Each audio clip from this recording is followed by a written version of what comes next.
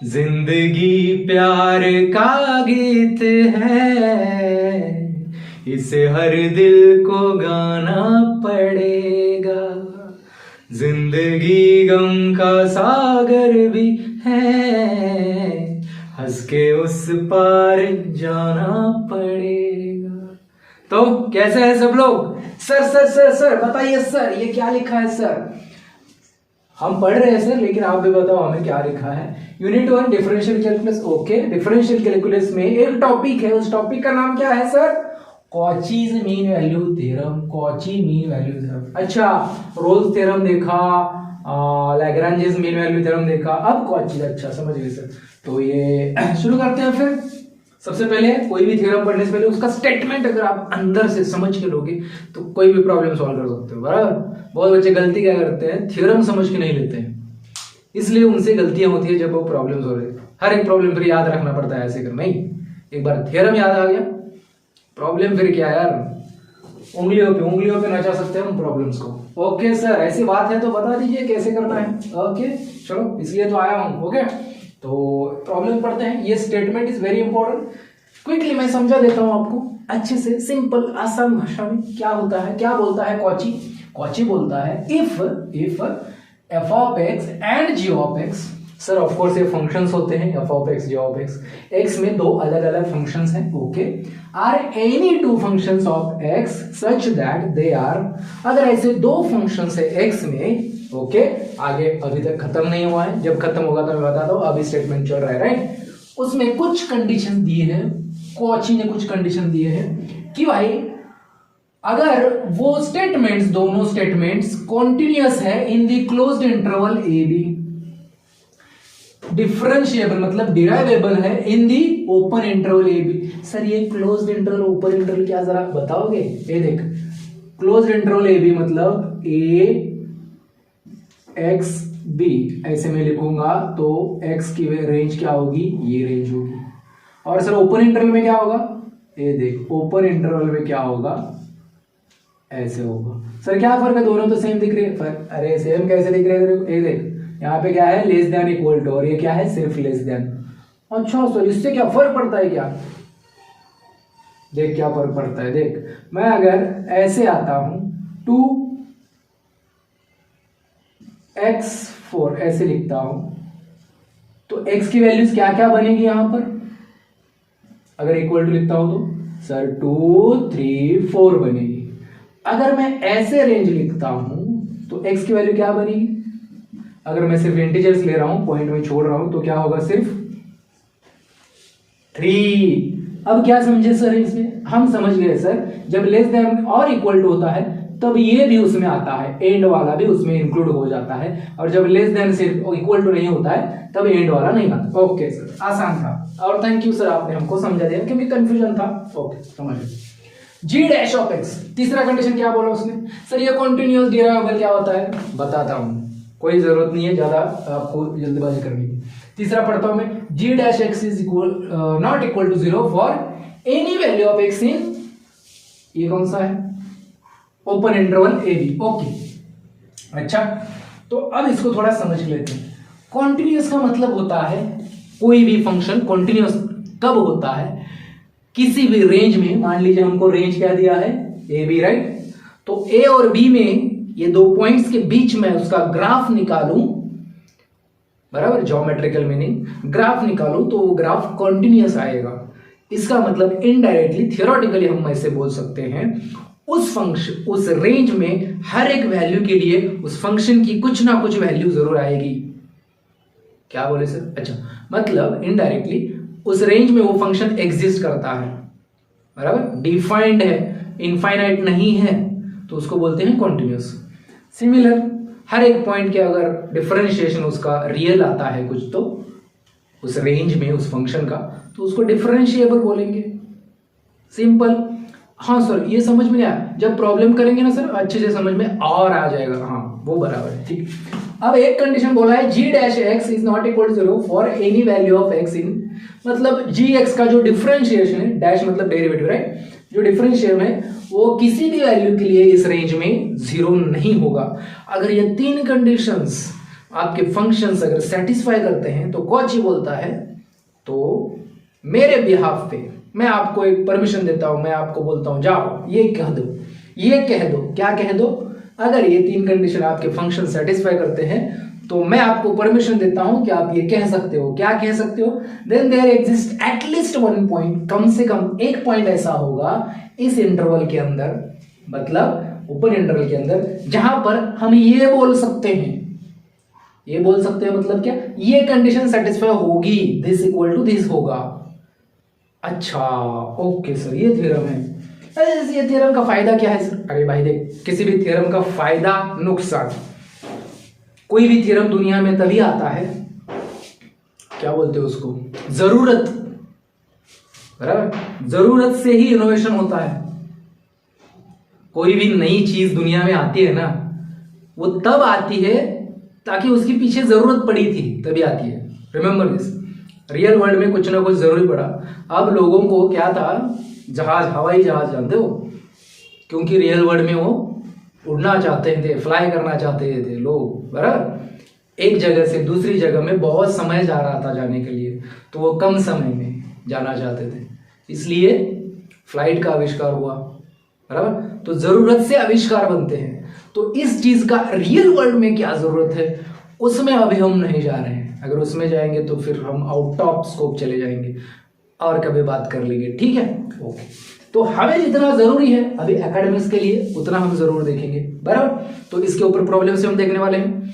अगर मान लीजिए कोई भी, मान लीजिए मैं एक फंक्शन लेता हूं, कॉन्टिन्यूस का मतलब देता हूं मैं आपको, साइन एक्स का फंक्शन कैसे दिखता है रे सर? यहाँ पे अगर मैं 0 लिखता हूं, मान लीजिए यहाँ पे मैं सर क्या लिखता हूं, π/2 लिखता हूं, और यहाँ पे पाई लिखता हूं, तो साइन का फंक्शन कैसे दिखता है?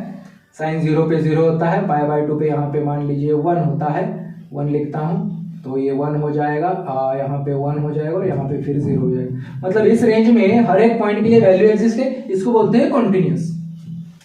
अच्छा, कंटिन्यूस ग्राफ आ रहा है, बीच में कहीं गैप है क्या? नहीं है, बराबर। हाँ, समझ गए सर, हम स्टेटमेंट तो अच्छे से समझ गए हैं। तो प्रॉब्लम में हमको क्या करना पड़ेगा सर? ये तीनों कंडीशन सेटिस्फाई कर, हमको 2 फंक्शन दिए जाएंगे, f of x और g of x, अच्छा, और हमको रेंज भी दी जाएगी, अच्छा। तो हमको सिर्फ क्या करना है सर? ये तीनों कंडीशन सेटिस्फाई करता है ऐसा दिखाना है, और उसके बाद हमको क्या पूछा जाएगा? c की वैल्यू फाइंड करो, ऐसा पूछा जा सकता है, बराबर। तो ये जो c यहाँ पे दिख रहा है ना आपको, x इक्वल टू c, वो फाइंड करो क्या होगा। तो हम क्या करेंगे, ये तीनों कंडीशन है, सेटिस्फाई है ऐसा दिखाएंगे, और इसमें वैल्यू रखेंगे तो हमें c मिल जाएगा, बराबर। और अगर c इस रेंज में आता है, इस रेंज में अगर वो c होता है, तो हम बोल सकते हैं कि भाई कॉचीज का जो मीन वैल्यू थ्योरम है वेरीफाई हो गया।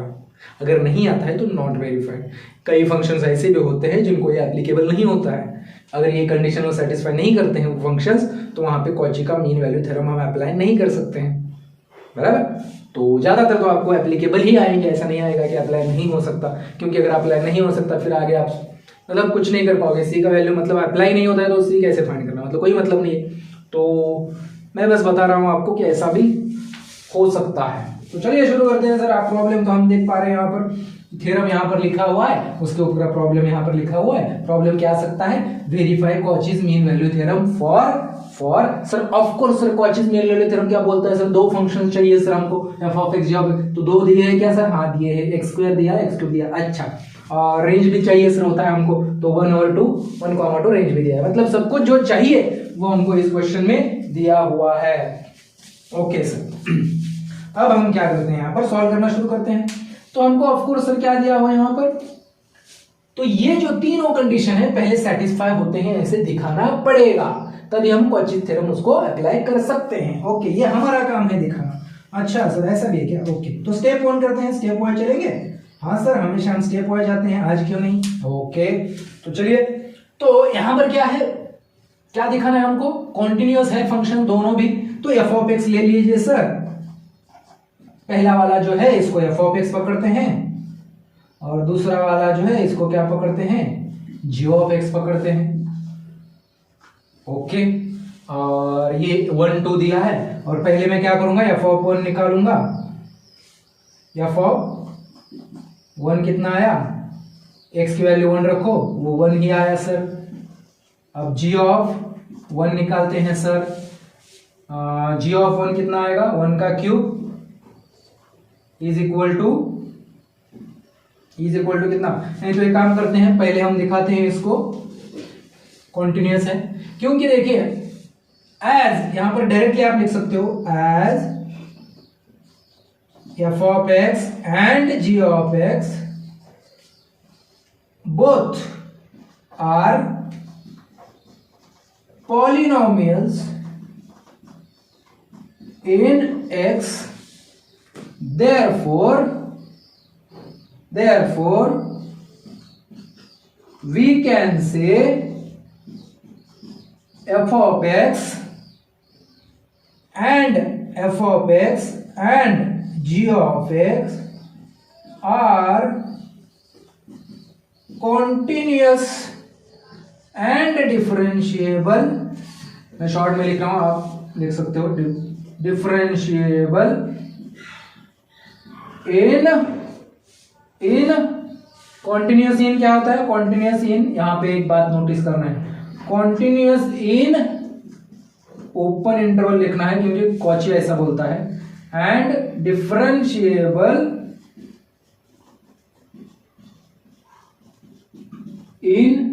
continuous in closed है, राइट। यहां पे देखिए continuous in closed and differentiable in open। अच्छा सर क्या लिखा, कुछ समझ में नहीं आया। अरे भाई देख, एक्स स्क्वायर मतलब ये एक पॉलिनोमियल क्या होता है सर, कोई भी ऐसा एक्सप्रेशन जो कि ऐसा है a x raise to n b x raise to n minus 1 c x raise to, मतलब कांस्टेंट और x की कोई भी पावर हो सकती है, बराबर, प्लस माइनस बीच में क्या, उसको पॉलिनोमियल बोलते हैं। तो एक पॉलिनोमियल का ही टाइप है, एक ही टर्म है लेकिन है तो पॉलिनोमियल। अच्छा सिमिलरली ये भी पॉलिनोमियल, तो कभी भी कोई भी पॉलिनोमियल दिखे ना तो डायरेक्टली आप बोल सकते हो क्योंकि ये पॉलिनोमियल है, ये डिफरेंशिएबल भी है और कॉन्टिन्यूअस भी है, जो भी गिवन रेंज है। ओके, लेकिन एक बात ध्यान में रखना है, कॉची बोलता है जब कॉन्टिन्यूअस बोलोगे तो क्लोज्ड इंटरवल बोलना, और जब डिफरेंशिएबल बोलोगे तो ओपन इंटरवल बोलना। तो वही आपको लिखना है, जो कॉची बोला है वो लिखना है, अपने मन से कुछ नहीं, बराबर, क्योंकि हम कॉची को फॉलो करेंगे। ओके सर, समझ गए, क्योंकि एग्जाम में मेरा थ्योरम नहीं पूछेंगे, अपना थ्योरम नहीं बनाएंगे, हम कॉची का फॉलो करेंगे। ओके सर, समझ गए सर, कितनी बार बोलोगे। ओके चलो, स्टेप 1 हो गया। स्टेप 2, स्टेप 1 में और एक चीज है, राइट, यहां पर क्या करना है, जी डैश एक्स। ओके, लेकिन सर जी डैश एक्स के लिए जी ऑफ एक्स तो पता है हमको, जी ऑफ एक्स यहां पर है। मैं क्या करता हूं, हमें क्या क्या चाहिए हमको, f of a, f of b, g of a, f of f dash, सब कुछ चाहिए, राइट। तो एफ ऑफ एक्स में यहां पर लिख लेता हूं, f of x is equal to, या फिर हम डायरेक्टली जी डैश एक्स क्या आएगा, डायरेक्टली लिख देता हूं,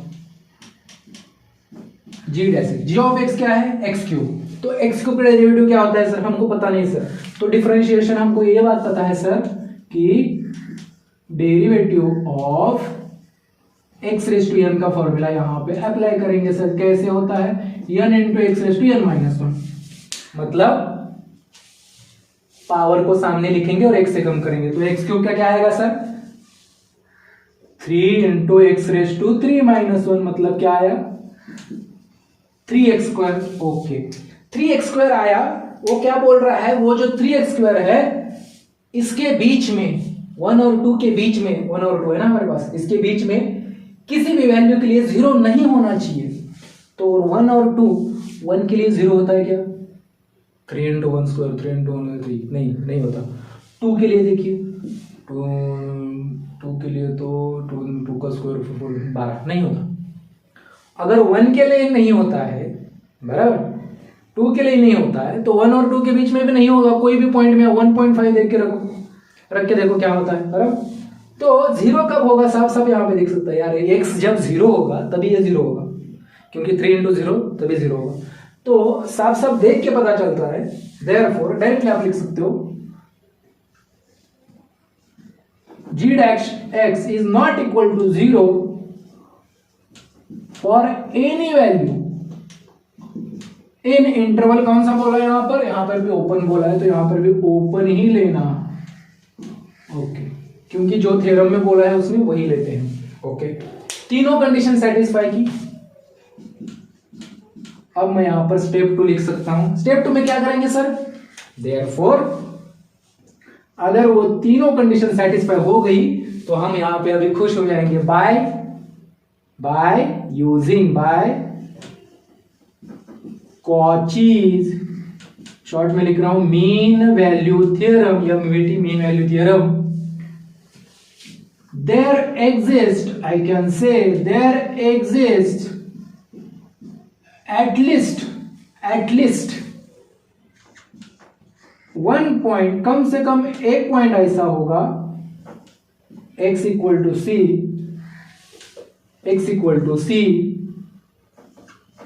where ये एज इट इज कॉपी कर रहा हूं मैं, f of b minus f of a upon g of b minus g of a is equal to f dash of c upon g dash of c। अच्छा, क्योंकि ये तीनों conditions उस functions ने हमारे सेटिस्फाई किए तो इसलिए हम ये कॉची भाई को बोल सकते हैं। भाई कॉची भाई आपका जो है, सॉरी अगर कोची भाई को अगर आपको बुरा लगा हो, कोची सर भी बोल सकते हो। ओके, तो यहाँ पर हम आपने जो बोला था कोची सर, हम ये सेटिस्फाई करें तो हम आपका यूज कर सकते हैं क्या? ये कोची सर बोलेंगे हाँ क्यों नहीं, क्योंकि आपने मैंने जो कहा वो आपने सुना तो आप मेरा ये थ्योरम यूज कर लो, यहाँ पर लिख लो आपके फंक्शंस के लिए। अच्छा, तो आप मेरा जो स्टेटमेंट है यूज करके आप सी फाइंड कर सकते हो आप। ओके, लेकिन इस स्टेटमेंट के लिए हमारे पास ये वैल्यूज है क्या? नहीं है, तो फाइंड करने पड़ेंगे ना बाबा। अच्छा, फाइंड तो सर बहुत कुछ करना पड़ रहा है, आसान है लेकिन सर आसान है तो, लेकिन थोड़ा ध्यान से करेंगे। ओके, तो एफ ऑफ एक्स क्या है हमारे पास? अब देखिए बी की जगह पे क्या रखूंगा मैं, इनके लिए ए बी था, हमारे लिए क्या है 1 2 है, हमारा ए मतलब 1 बी मतलब 2, तो ए की जगह पे मैं 1 करता हूं, बी की जगह पे मैं 2 करता हूं। सर ये तो आसान है सर, नो प्रॉब्लम। ये एक्स स्क्वायर है, उसके बाद जी ऑफ एक्स क्या है, एक्स क्यूब है, और हमें क्या चाहिए एफ डैश ऑफ एक्स चाहिए, वो क्या है एक्स स्क्वायर का डेरिवेटिव सर सामने करके एक्स से कम, अच्छा 2x⁻1 मतलब 2x। ओके, और g का तो अभी भी निकाला था वो ही वापस लिखेंगे 3x²। ओके सर, समझ गए।